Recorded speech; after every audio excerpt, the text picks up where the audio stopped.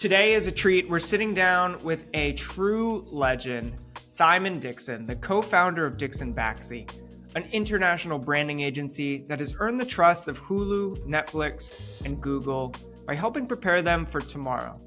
For over 30 years, Simon has been at the forefront of creativity, design, and technology, helping brands to adapt, evolve, and lead. In this episode, we unpack the essence of creativity, how creativity influences and connects all humanity, culture, and the fast-changing world of brands. Simon shares his perspective on how to cut through the noise and craft work that truly resonates in today's overstimulated world. Throughout our conversation, we explore the themes of trust, authenticity, and bravery within branding and how we are all together collectively creating the culture of tomorrow. All right, that's enough for me. Let's get into the episode with Simon Dixon.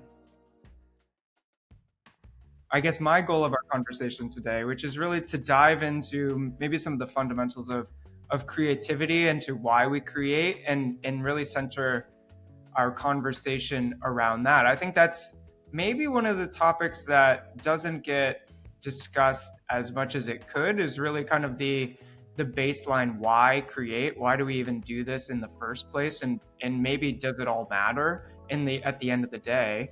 But excellent way to crush someone's spirit off the bat. Everything you do is entirely pointless. I think let's get existential early. It's good. But maybe just to kick it off, maybe not so existential, but maybe a little philosophical in nature. But why does creativity matter to our species? I mean, our ancestors dating back to prehistory were creating and writing on walls and creating bits of art. And I'm curious, what does creativity mean to you personally, but also as the human race in general? And that could apply to many different worlds. And I'm curious, how does it help us, creativity, how does it help us connect to one another? And also hopefully create a world that is more empathetic, equitable, and optimistic. When you think about the creativity that we do, it's applied creativity to problem solving. So we're in the area of communications. So we create design and identity systems and communication systems which help people connect to information, brands, ideas, systems, services, products that they want in their lives or are part of their lifestyle. So that's applied graphic design, applied thinking to communications. When you think about creativity in terms of the human condition, it's basically the fabric of who we are. So if you go back, like you were saying, back to prehistoric times, it's not just creativity, it's discovery. And some of that is driven by problem solving, which initially is survival, then it's communications, then it's experience, then it reaches out. So obviously when you go from not being eaten by a saber-toothed tiger to living in the Renaissance, you have a wider range of ways that you can express yourself. But I think creativity is really the fuel and the spark of humanity. It's the thing that we use to navigate the world, make decisions and create the things around us, both good and bad, that determine where we are in that journey. And if you think about how creativity, applied creativity, invention, discovery has affected us as a species, it's been radical. Our ascension has been profound. And again, both good and bad. There's obviously, overpopulation, the environment, people cramped together, creating wars and difference and things like that. But the reverse of that is we've managed to navigate and create a world where we can all exist in a very positive and optimistic way if we look at the world that way. And another thing that I found interesting over the course of doing this job for 10 plus years is that how creativity and culture kind of coexist or kind of co-create each other as we push out new ideas and innovations, and times change and people become accustomed to new things, technologies, etc. It does seem to shift and evolve together. And I feel like us as people in the creative industry, in design and branding, do impact that in some way. So maybe the question is does creativity collide with branding, and do we help to co-create culture and the identity and the track of culture in modern times? It's not separate things, I don't think, because creativity is in everything. It's in all walks of life. So there's often a preconception that certain people are more creative than others. Obviously, some are more skilled and practiced, but we're all making culture live together, and we're all being influenced by culture live together. And it's how you edit those cultural references and the things you take on board through your own personal life and lived experience, then reflect them back out, that creates the communities, societies, tribes, and ways of creating, communicating that we all share.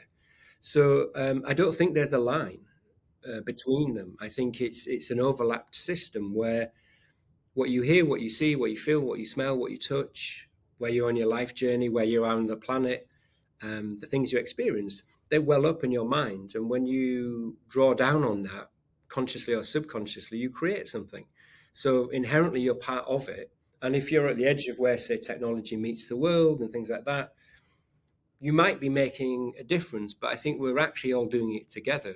What I like that you said is that we're all doing it together, no matter your job or status in society. Not that that matters in this case, but that we all are an essential piece of driving that culture forward to a better and more optimistic future. Yeah, and to a certain extent, there's always bad creativity. There's always mediocre creativity. There's always good, then great, and there's always exceptional. It's a kind of pyramid. So, if you're given any particular type of design or branding, in the case we're talking about, of course, your talent kind of dictates where you sit in that firmament, how much effort you put into it, how much it drives you, how much you drive it. All of those things are really important. I think one of the things about creating for a living is that there's a kind of personal fulfillment from creating, like both professionally and non-professionally, that is hardwired into who you are as a person. And I like that part of it. I like creating the space for others to create as my kind of raison d'etre in life. I enjoy that. And I like that the work that we create meets the real world and has to interact with the real world. It's not just something that is rarefied and specific to this room that I'm in. It goes out to Mexico City and Japan and to Boston. It reaches out to the world, and then you see whether or not it's helpful and useful and it works, and you learn from that and you get better. So I like the kind of democratization of design and creativity at a kind of like a regular level for people, and trying to lift things up from that.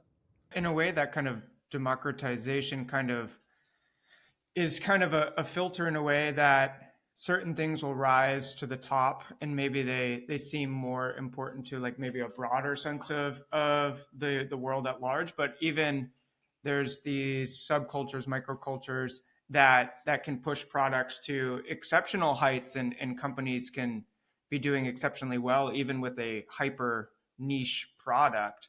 One thing that came to mind from your work recently that just came out is the Raleigh, which seems like a niche product that could help a lot of people learn music and kind of tap into their creativity, things that we've been talking about, probably people that previously didn't know that they could be creative in the music space. I'm curious, did in the strategy of that, how did you I kind of build that ethos and kind of bring that brand to life in their kind of fundamental story? It's an interesting question. I think when you think about the word creativity like that, it's quite a blunt word.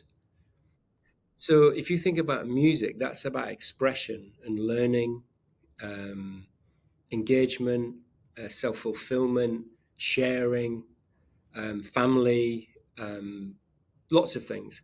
So when you sit down to play the piano or play the guitar, you don't sit down and go, I'm being creative.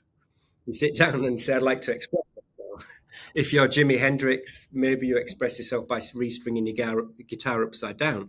But the principle is it's about how you feel making something, how you feel expressing yourself, whether it's alone or with other people. So when you think about Rowley, the idea is to help people learn how to play music more quickly, to free them up to enjoy the form of creativity expression and playing music they like. And at one end, that could be Hans Zimmer making the most exquisite soundscapes for a movie. The other end, it might be a young girl with her mother learning how to play the first notes of a nursery rhyme. But that moment is equally important to both of them.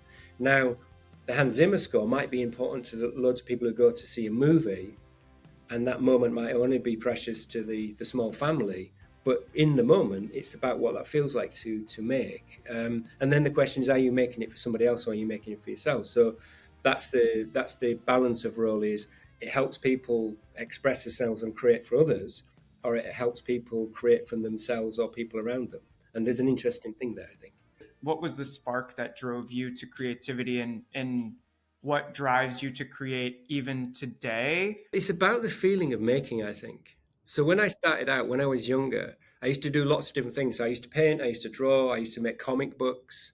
Um, and I was much more of, I think, a visual person. I learned a lot by doing rather than, I'm not particularly academic person, let's say. So I learned by doing, and I learned by expressing myself to a certain degree. And, that's maybe what drew me into the kind of creative output. And I went to a not very good provincial art college, but while I was doing that, I was looking at album covers. Actually, that was the thing that interested me. It was like, does these in those days it was vinyl, so it's 12 inches, which is a nice format. It's a big format. You can roll a joint on it. You can hold it up. You can read the sleeve notes. It's a very it's like a tactile thing. And I was looking at these, and they were pieces of art, but there were also something that lived in someone's living room, something that people handled a lot, something that was important to them because it defined a bit of who they are, and it's like a real thing. So I started to think about what that was, and then there was people's names on the back of them that had designed these things. So I like the idea of the manufacturing. I got into it wanting to make amazing design. That's all I wanted to do. And I like typefaces and layout and negative space and grids and messing things up. And I just used to spend thousands of hours making things because I got great joy from it. And I didn't think about money or systems or scale or fame or rewards or any of that. It was just making, and I just absolutely loved designing things. So that's why I did it. Maybe what some would describe as the feeling or the essence of flow state, that getting lost in this task.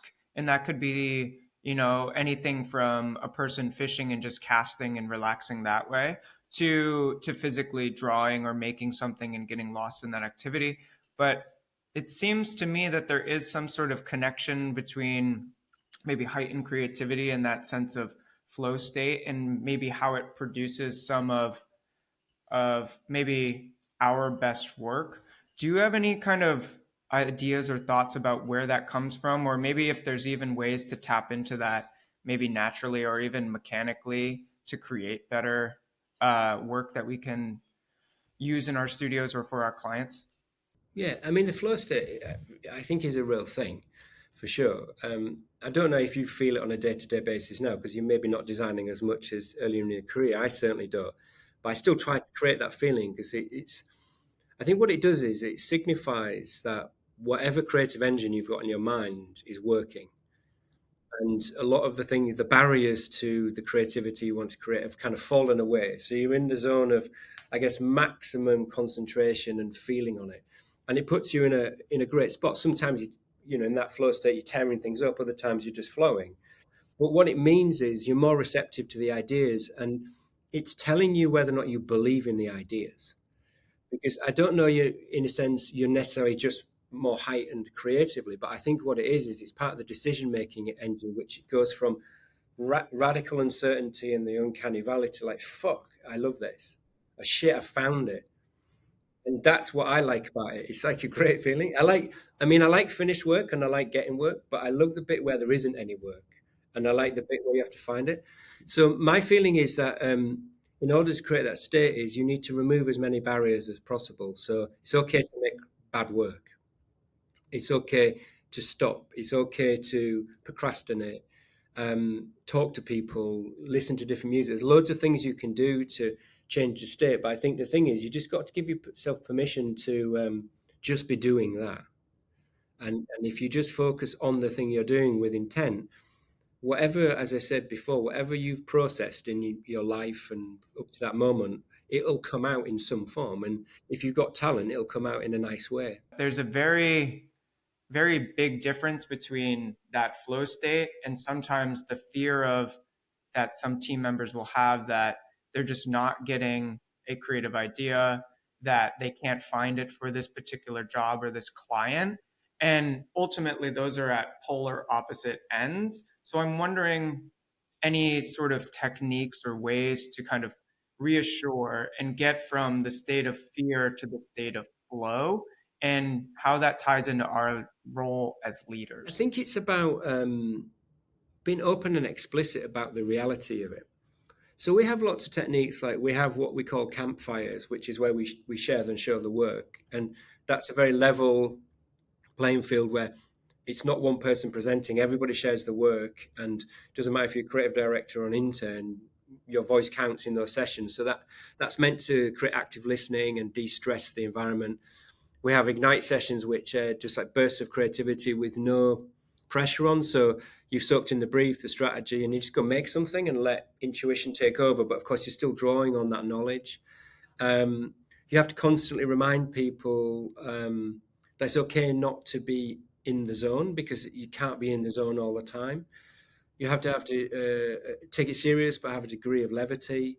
And you have to have a lot of kind of radical honesty and transparency, and say sometimes it hurts, sometimes it's complicated, sometimes it's frustrating. You have to take feedback in a way which is not literal.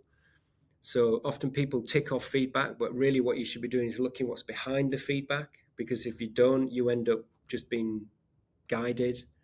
Um, I ask questions rather than make statements. So I'd rather ask somebody what they feel about something and see if you can guide them to the conclusion rather than directing them. And you mentioned a word about leadership, and I'm very conscious of that word. I don't like the idea of being a leader.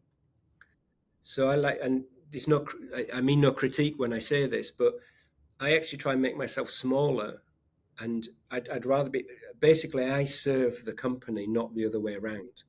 So I create the space for people to create, because I've been very fortunate in my career to do a lot of things. So I think my job is to create the space for people to be successful and trust them to do that until they need support, as opposed to functionally say, I think we should do this. Of course, do that sometimes, and certainly I do that in more senior meetings. But yeah, I think presence and position is a really powerful thing, and letting people feel like they have autonomy and trusting them, I think, is a big part of it. In your bio on LinkedIn, I found it beautiful. This idea of, is it people, creativity, money, and how that alignment really, really works, I think, in a really positive and beautiful way to create, in turn, a way that will always be self-sustaining. So you'll always, if you're focusing on the people, the creativity will be there. If the creativity is there, then the projects will come in.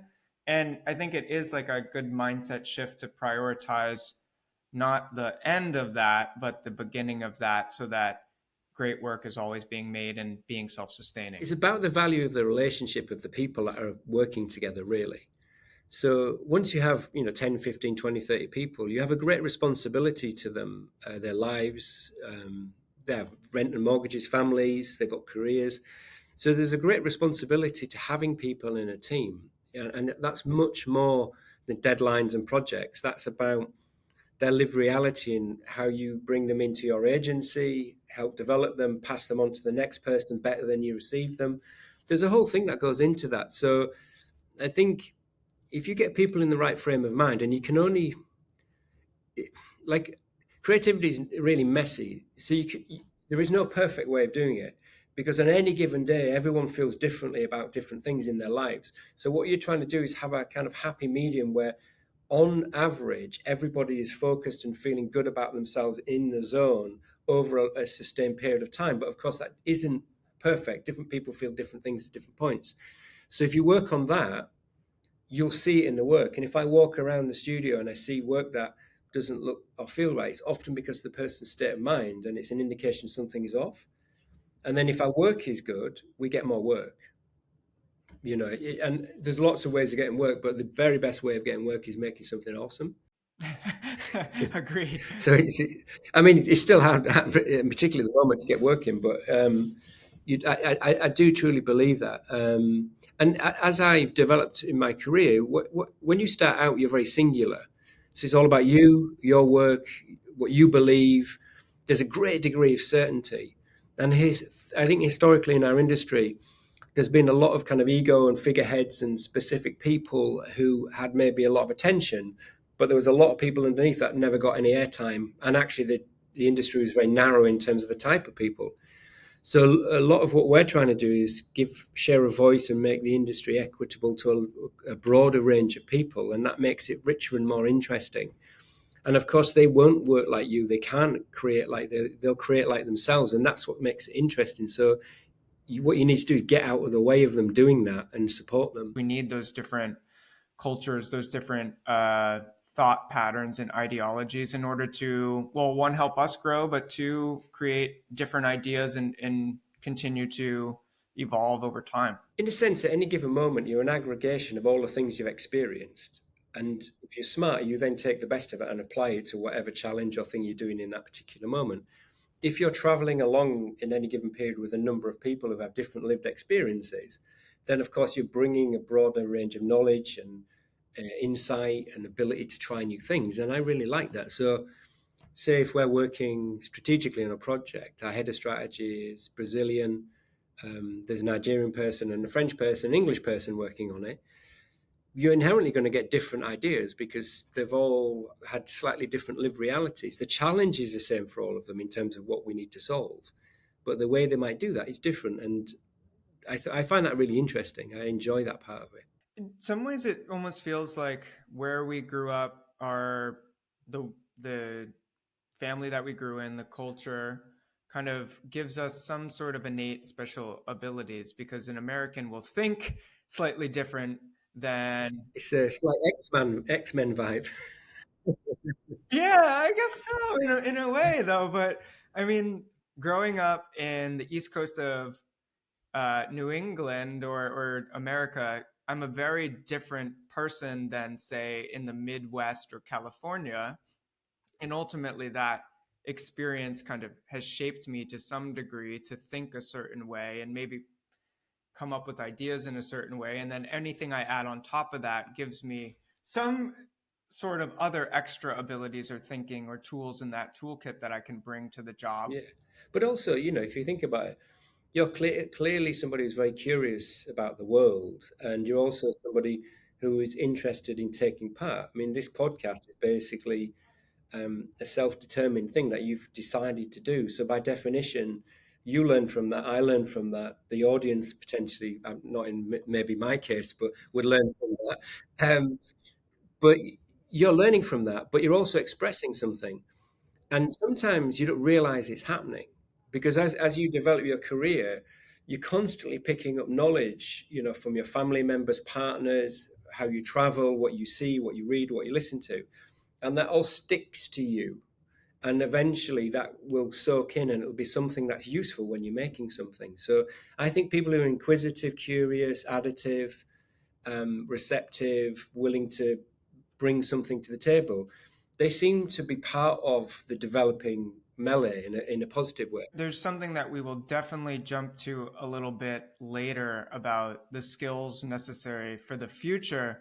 But before, because it seems like it ties into that perfectly, but before we get there, I'm curious what the macronutrients, if you will, for the creative condition really are. We all know that, to be a healthy human, you need to eat like your fruits and veggies, meats, proteins, whatever in the proper order. But is there a certain macronutrient for creativity in order to help create, whether it's an innovative environment or even just the right tools in the toolbox for you to be creative as an individual? So I guess it works twofold where as individuals, what are those macronutrients? And then maybe as agencies, what do we need to focus on? Well, that's a really, really good question. That's a really good question. You should totally write a book about that. There's a, I'll write it down. Otherwise, I'll Yeah, no, forget. seriously, I can see that on Amazon now. I can see Bill Gates saying it's the best book I've read this year. Um, it's or whichever tech leader you like. Um, I think it depends on the individual. So some people are very front foot. Some people are kind of a bit more recessive, more gregarious, more collective, more shy. So I think when you think about personal creation and expression or input for that, it's different for everybody. Um, I've always, in terms of knowledge, I like long form reading, for example. But I know lots of people don't do that. But I find that really useful because it forces me to engage with an idea. I also read about things that I don't agree with because I like to challenge my preconceptions. So that's one input. But like everybody else, I'm watching very similar movies. I experience life in a similar way. I go to art galleries, to theatre, listen to music, or whatever the thing is. The difference is what you do with that. Because on any given day, what was the last TV series you watched, for example? My wife and I are currently watching The Bear, So my wife and I are watching The Bear. And what season are you on? the first. First one. Okay, actually, I won't spoil it then. So we're basically watching the same thing about a fabulous chef in Chicago trying to figure out what to do with this really pivotal moment in his life with a really dysfunctional team of people. And it's a great human story. So we'll both soak that in. We'll talk about it with our partner. We decide whether it's useful to us. Tomorrow, though, will we go into work and go, shit, that stuff I saw on Bear, I'm going to use that? I don't think so. But underneath, I might be thinking, the effort this guy's putting in, I admire that. I like the fact that he's not going to give up. And at certain points in my career, I've been challenged and I thought it's worth the effort to get what I want. And you're challenged by that. Do I want a Michelin star? No, but I bet he does. So he's challenged by that. But I like the idea of excellence for the sake of excellence rather than award or reward. I like the idea of trying to be at the pinnacle of something. There's something beautiful about that. So that might inspire me just to work a tiny bit harder or think a little bit different. I won't wear an apron and I won't eat burgers, and I won't speak with a Chicago accent, but it might inspire me. It'll be different for someone else. And that's how I see it. It's how you use that fuel to get what you want. It's about what you want as opposed to what the world and the industry tells us. On a general level, if you're talking about inspiring the whole team, it's about making sure that they all have a share of voice and they all feel validated by the work. So the inputs come from lots of things. So we do a lot of immersion, like traveling. We've got a big library upstairs of things. We all see the same things, but it's actually, I think, the mindset, let's be ready for change always. Let's be pushing the envelope always. Let's go to where it's uncomfortable regularly and come back. Let's have a tolerance for calculated risk. And with that mindset, I think we make better work. Everyone else within that will use music, an art gallery, a cream bun, a trip to Hawaii to influence them. But that's up to the individual. The calculated risk stuck out to me in particular. I mean, tying it back to The Bear, I mean, the act of trying to get this restaurant off the ground that he essentially inherited, and I won't throw out any spoilers, even though I'm not that far in the season. But this dysfunctional restaurant, trying to make that as excellent as possible. So going in and changing the processes, the systems, but there is a level of calculated risk. Is there any reason to continue pushing with this restaurant that is clearly not working right at the moment, or just like selling the building and moving on with our lives? And that's something that I think about. So there you go. So the thing that people always say there is moving on with your life. Mm. So what are you going to move on to? So so you basically stood there and you're going, am I going to eat more shit?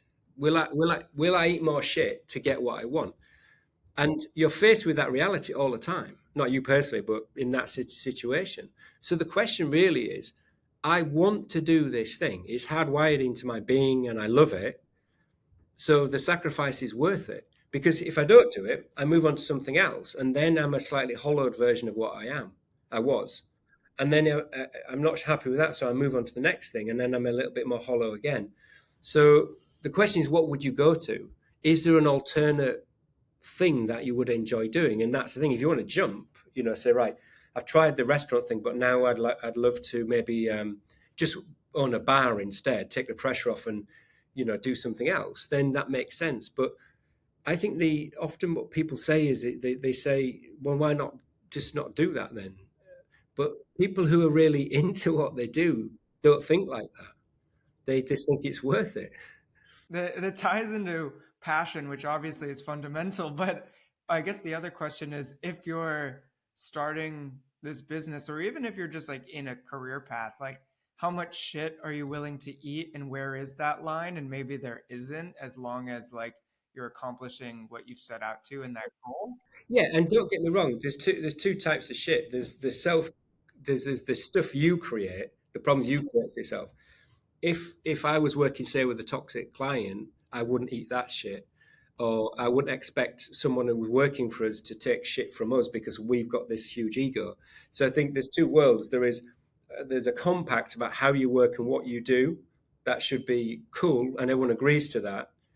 But then you personally have the thing of like, it's worth it to me to sacrifice X number of things to continue doing what I'm doing because I believe in it. And of course, that changes on a case by case basis. I've had several businesses, so it does change. But I end up doing basically the same thing. I'm like, all right, well, on a typical day, there's clients, there's emails, there's the team, there's the payroll. So there's lots of factors that obviously that add up to much stress, as we've already talked about at the beginning of this. It's the cost of doing business, really. If you want to work at a certain level and work a certain way, the other things become. It's like being an elite sports person. So, in order to run under 10 seconds for the 100 meters as a man, you need to run over it 10 seconds thousands of times. And you've got to eat correctly, you've got to protect your body, you've got to do lots of profound things to get to that thing. But you believe it's worth it. So I think it's a balance of whatever personal sacrifice you decide to make to achieve the thing you'd like to do. And sometimes you're kind of teetering on the brink of like, shit, this is a bit hard. And other times you're like, whoa, I'm going down the roller coaster and it's absolutely awesome. But to a certain degree, that's quite a cool life. That's something that I come back to often. It's like, I signed up for this. I could do something else, but you'd probably just dislike that more than anything that's bothering you right now in the moment. There's the imposter syndrome. It's true. I have to think about certain things in order to run an agency with a Pova and protect and have what we want. But I don't want that to impact the team and reflect on them. So, though I have to do certain things which can be a bit scary and stressful and make decisions that maybe, are complicated. If COVID happens, we had to do lots of things which were terrifying, but you figure those things out. But what I don't want it to do is affect the team as much as I can possibly help it, which is their lived reality should be about the work we're making together and the thing we're going for and how that feels, as opposed to anything else. So if you're a founder, there's a number of things, or an executive, there's a number of things that you should be doing because it's your job to jump on the hand grenade. If there's a hand grenade, that's your job. And no one should have to deal with that. So I kind of separate those two things in a sense. You have to separate those things, but you also have to keep a certain side internal as possible so that it doesn't come back to them and then ultimately affect the way that they think about their job. Yeah, because you don't want to you don't want to change, so you reflect something out. There's actually two sides. So I have work side and home side. So at home, much more shy, much more recessive, much simpler than work Simon. So I kind of, on a daily basis, I psych myself up to be the person I need to be to achieve the things I need to achieve. I'm not my belief system's exactly the same. It's just how I carry myself and the way I protect myself from the vagaries of what I do day to day. I just have a slight bit more of a shield around me, and I'm a little bit more dynamic as when I'm at work than I would be personally. So I protect that person because that's the person that's inside me, and that person needs to be healthy and feel like they're okay in order for me to do my job well or just to enjoy life. So I try to protect myself. And that's probably something that we all do, whether if we're conscious of it or even not, like on a day-to-day basis, and even like in other non-work environments, like in a social environment, maybe pepping ourselves up to talk to that girl that could eventually become our wife, or individual to become our partner, or who is the person that I need to be in this moment to achieve X, Y, or Z. And maybe that comes back to a level of bravery and even getting over that imposter syndrome, which I'm definitely curious your perspective on bravery and its role in creativity and the work that is created at DixonBaxi, but also that we can all apply to our own individual work. There's a couple of things to the, in a sense, creative bravery. The first of which is, in order to create something fresh, distinct, that you care about, you think is interesting or cool or exciting, you have to push. You have to be willing to make mistakes and make crap work and try things, or look at something and go, "Oh, that feels a bit like something we've done before. It feels a bit like something that's just out in the world." So that's just the idea of going further in a calculated way and making the effort to challenge ourselves, the people we work with, our clients, and ultimately the audiences we serve, by not dumbing it down or playing it safe. And that requires, I said before, going to uncomfortable, going to a space where you're not sure in a safe environment.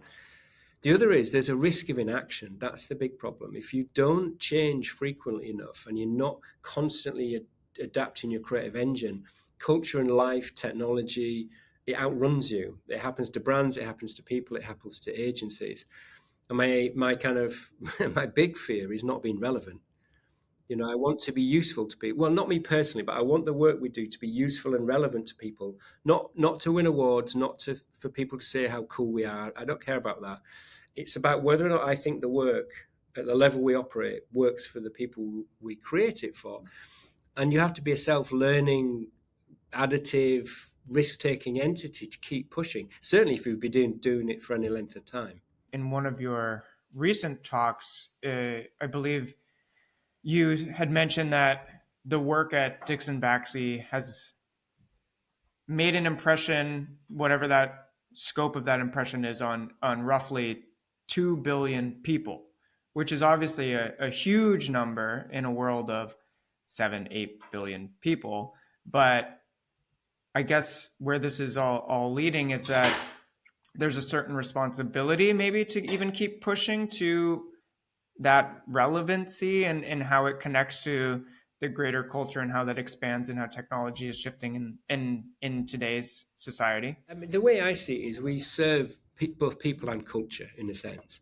So lots of our projects, so if you say we do a television system for the Premier League, 3 billion people can watch that, which is a massive audience. So if you do something for Netflix, tens and hundreds of millions of people will interact with it. So on any given day, billions of people will be interacting with the identities, and particularly the design systems we created, clicking them, interacting with them, listening to them, using them, seeing them in the real world. So that's the responsibility, is how you give ultimate respect to the end audience, the people you're designing for. Create something that you personally think is valuable and you get excited by it and it represents your worldview of creativity.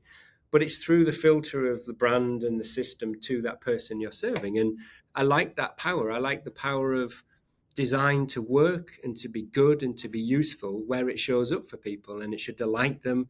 They don't know we created it. They don't care we created it, but they can feel it. They can feel it for sure. And I've seen it. I've watched our work in a bar in China, and I know that it works in China and it's as much as it works in Italy, as much as it does in New York. Subjectively, people may or may not like our work. If you were just laying work out, you might say, well, I like this, I don't like that. But that's by the by. The question is, does it work for the people that we're designing for? And I like, historically, branding we used to be quite compromised, where things would be dumbed down for audiences if they were like international on a large scale. And I don't like that feeling. I like the idea that you can trust the audience to be as smart as you are, or smarter in most cases. That's a beautiful thing because it's empathy. It's also just trusting that you don't need to dumb it down for any reason and let them have their own personal impression, whether it's good or bad. And then ultimately that feedback will come to you in some way, shape, or form, and you can maybe change or reflect or. I mean, the big challenge now is it's just noisy as fuck out there. So, Yeah. so it's just it's busy and complicated and competitive and chaotic. So creating work not for us to cut through, but work that cuts through for our audiences is hard. So you need to create something which is really succinct and distinct and is sharp at the point of entry to actually be helpful and meaningful to people, because they've got a lot of choice, they've got little time, it's busy, like I say, it's just really noisy. So that raises the stakes in terms of making work that actually works. Many businesses have a strategy, many businesses have nice identities, but when they hit the world, they don't work. It seems like it's on track to continue to get noisier and noisier. Um, and is there anything that we can particularly do about that? I don't know if it needs to slow. Maybe that would feel refreshing and nice, but I don't think that's the course at the moment. Yeah, the thing is, you can't control the course of things because it's an interconnected, global entity. So, um, an increase in complexity in some areas is inevitable. Um, an increase in more intelligent technologies facilitating and structuring things like a utility is going to happen a lot. Uh, Figuring out how tribalism in a positive way works is going to happen a lot. Globalization will continue. Power bases will shift. So where you work, how you work, and who you work for, all of those things will change. So it's going to be a constant change engine. So the question is, what would you like to make? Who you like to make it for? Why are you making it for them? And how do you make it brilliantly? It's a question to keep asking about that relevance, about how do we show up in the world that in a way that, regardless of what budget we have or how much time we have, do we make something that we feel we care about and are proud of, but we know works for the person we're designing for? And that's like the eternal challenge. Everything's just accelerated now, So if we were working the way that we were when we started DixonBaxi 23 years ago, we'd be redundant now. Like literally, we would not be able to operate as an agency. So we've constantly had to retool how we work to remain able to do the type of work we'd like to do. It's an exercise that I generally go through, I don't know, maybe once a quarter, maybe 6 months, even a year, where I have to reflect on who are the types of clients that we have now, where do we want to be in the future, what are we doing now, do we need to push in any particular area, or do we need to like double down in certain areas as well to either stay relevant or stay more niche? Because I do think there's more smaller agencies than ever before. So, like you had said already, it's noisy as fuck out there, but it's also competitive as fuck in some ways. And maybe it's not that we're competing against each other, but need to kind of better define who we are. And Like on a day-to-day basis, do you think about competition, like that you're competing with other people? Do you feel that in your working practice that I've got to make sure I'm competing against X, Y, and Z? You don't have to name anybody, but I'm just interested. me as a person is very competitive. So my answer to you in 2024, as the Britton I am now, is that I don't feel that I'm competing against other Yeah. agencies. Me as a design student, I felt that I was competing against absolutely everyone. And maybe even 5 years ago, I felt like I was competing against everyone.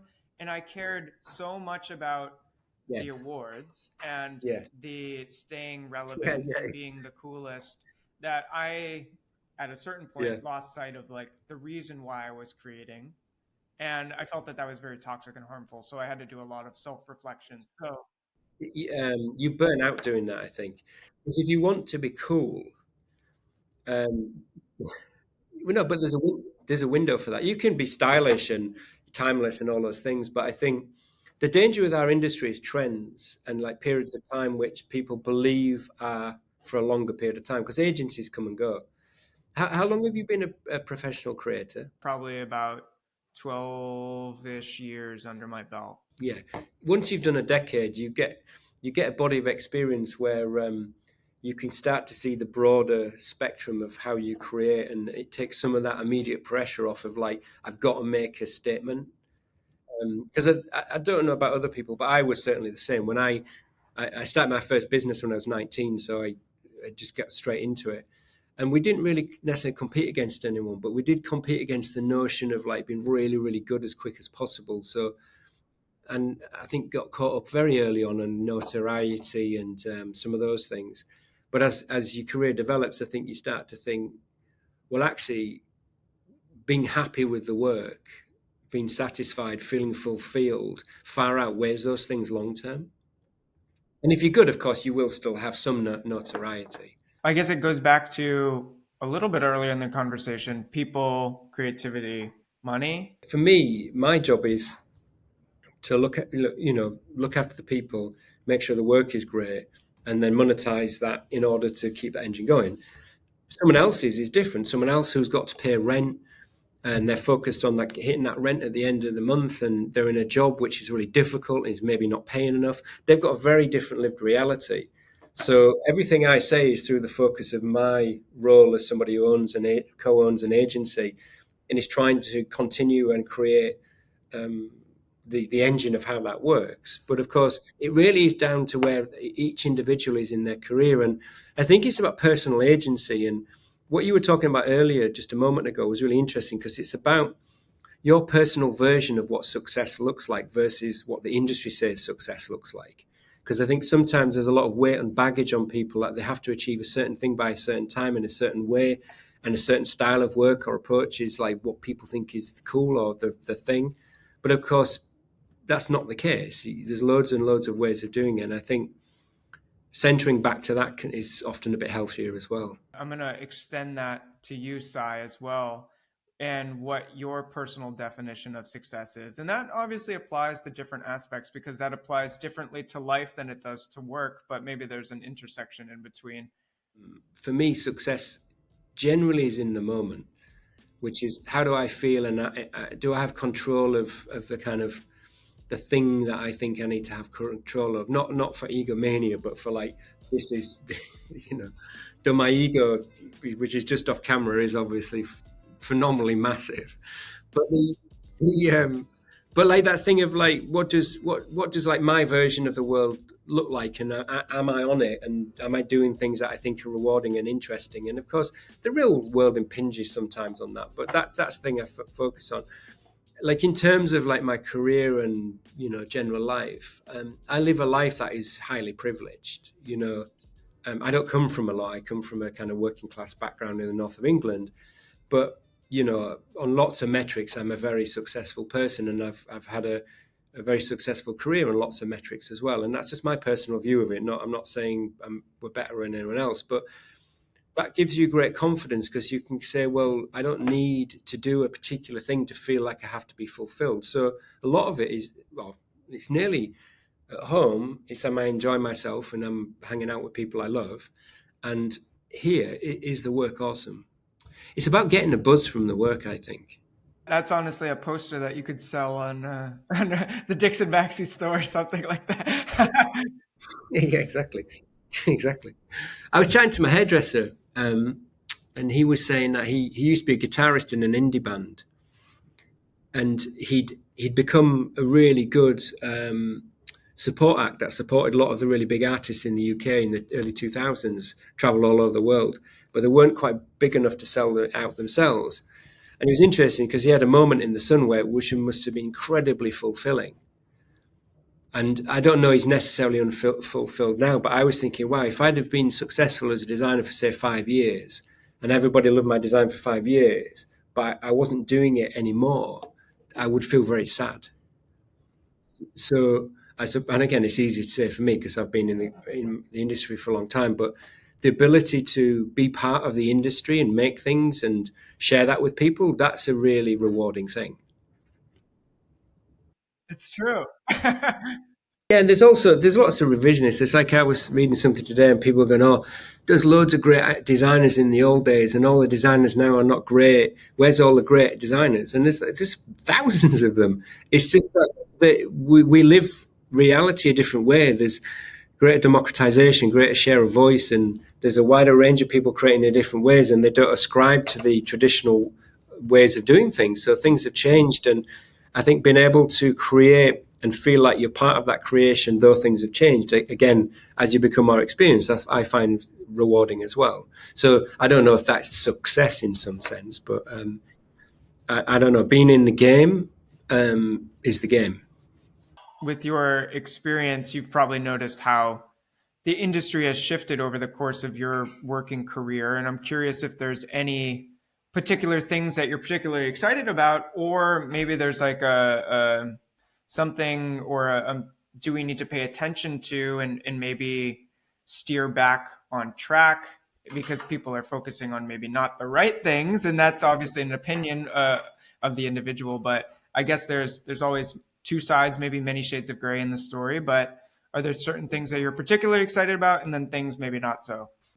Yeah, it is an extremely good question because there is with technology changes and intelligent technology changes, the way creativity is bought, how social media works, how creativity works in general, it's changed radically. So if you think on any given day, most people are actually creators now. Pretty much everybody on the planet is a photographer.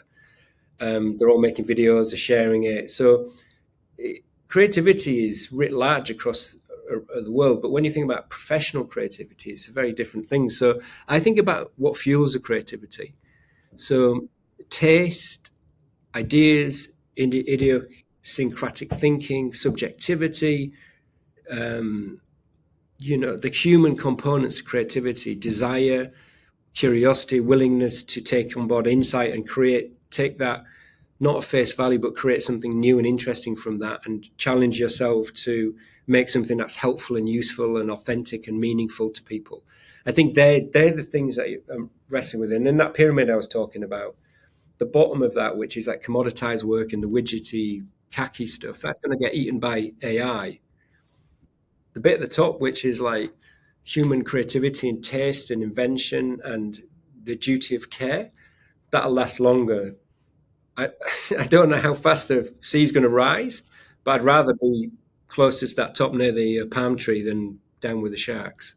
You have this article about the future of what is important and skills that will be useful moving forward. And I think it was a good list, but some of which you already said adaptability, resilience, curiosity, taste, cultural awareness, emotional intelligence, tech fluency, challenging the norm, and optimism. I think all of those are particularly useful, especially for getting to the root of like good ideas versus just keeping up with trends or what is popular now and getting to that level of taste.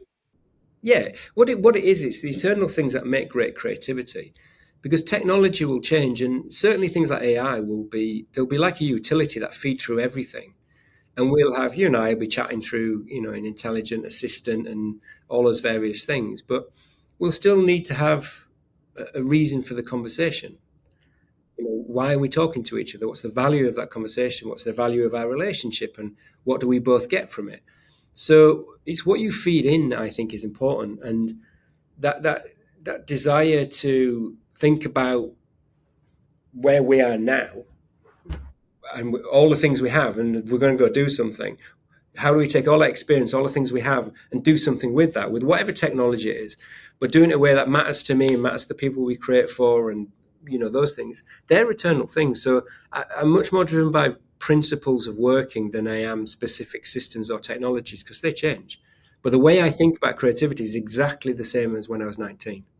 It's easy to get caught up in the here and now and not focus on what has been essentially evergreen since the beginning. I mean, let's say 500 years ago, there's two bakers on the same main street. What is the differentiating factor between those? It's probably one, the quality of the product, but two, the quality of the person. And there's maybe some other things in there too, but besides that taste and emotional intelligence and fluidity of keeping up, is there anything that you find is extremely essential that plays into maybe that ecosystem that I just kind of illustrated? If there's two bakers on a street and one baker is selling their bakery for $1, and then the other baker sells it for 99 cents, the other baker sells it for 98 cents, and he does 97 cents, and she does. The bakery is commoditized, and no one wins from that.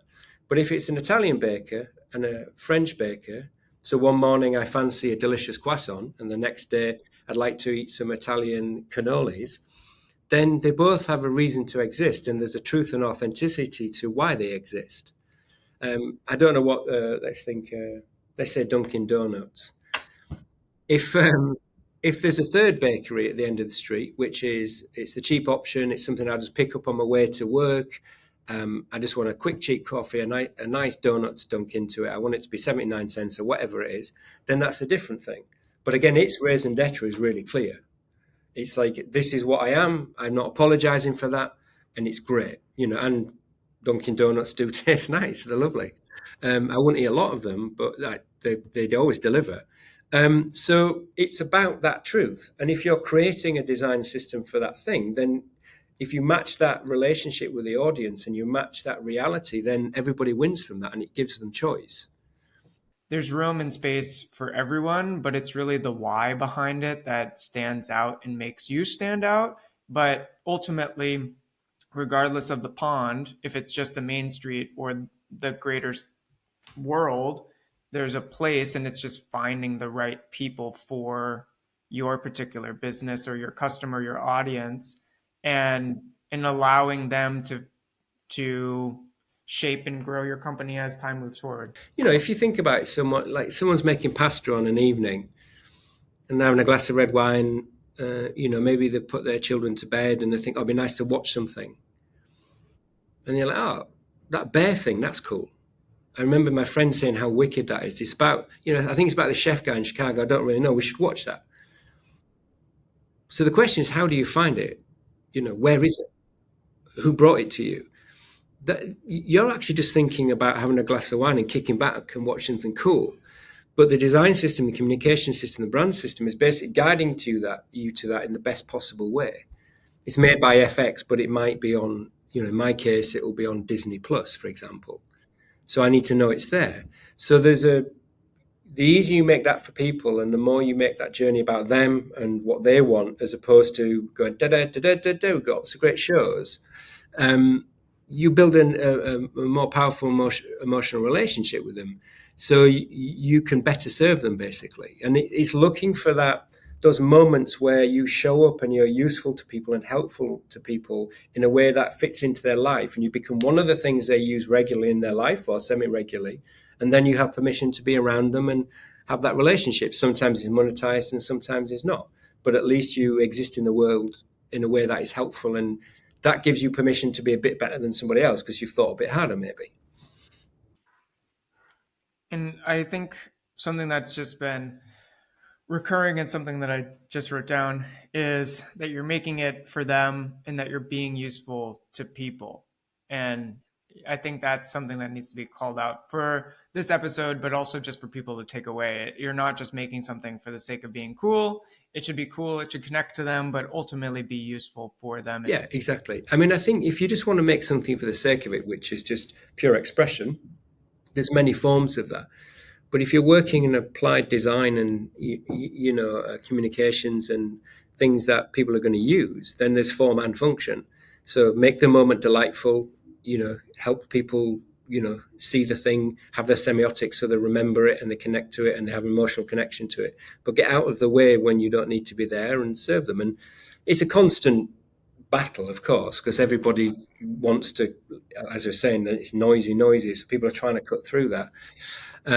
So you need to help people do that. But it's the craft of doing that, I think, is where the win is. If you get it right, people really appreciate it. As we're kind of winding down, I'm always curious Is there a book, movie, or film that has fundamentally changed you as a person or the way that you think? The one we always reference film-wise is 2001, the Kubrick film, mainly for the art direction, and it was made in, I think, '69.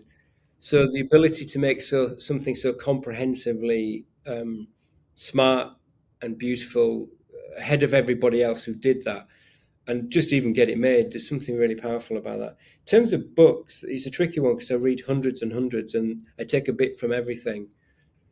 Oh, I'm reading Ian Banks. So I'm reading science fiction at the moment. So I'm rereading his books. So I like reading science fiction. What I read a lot of, though, is about science, physics, paleontology, human behavior. So I like reading about science, particularly about how we developed the human condition, the underlying fundamentals of how the world works. I like that. And I find that it opens my mind up. So when I come back to what I'm going to do, I feel kind of recharged. So I tend to read a lot of non-fiction around those spaces. I do read, like Trillion Dollar Coach or Good to Great or books like that, which they're good methodologies to remind you of like how to run companies and stuff. But I tend to read about things that are not to do with work. And then the last question I always like to end on is, we've been obviously talking about this world of creativity for the past hour and so many minutes, but is there any wise words or not so wise words that you would like to send the audience off with today, Sai? Excellent. No pressure then. I don't know really. The big thing I think is to work the way you want to work, and not be detracted by what other people tell you, because it's so easy to second guess yourself or get imposter syndrome or believe that there's a reductive version of how things work. And many of the people I've found that have been very successful in their careers are people who've just self-determined the particular way they want to work, and then have often changed along the way, and it's been quite, was it wiggly or squiggly? So yeah, and don't work just for money. So lots of people I speak to on a daily basis almost say, well, I did this because I wanted the money, I did this because of this. And what happens is, if you basically, at the beginning of when you start doing something is when it starts to define what you're going to be. So you have to make the difficult decisions as soon as possible. Obviously, you've got to pay your rent and you've got to live. So I'm not saying you shouldn't earn, but I think curating what you do, how you do it, who you do it with, and having a set of principles that drive what you do, I think is really powerful. And I found it very reassuring when things are difficult, because I root to things I think are important. And I've also found by making choices, it wrests control back to you rather than something else. So I think most people need to realize that you don't get to success and then start having it easy and making the decisions. The success comes from making difficult decisions when no one's looking. That's powerful to reflect on.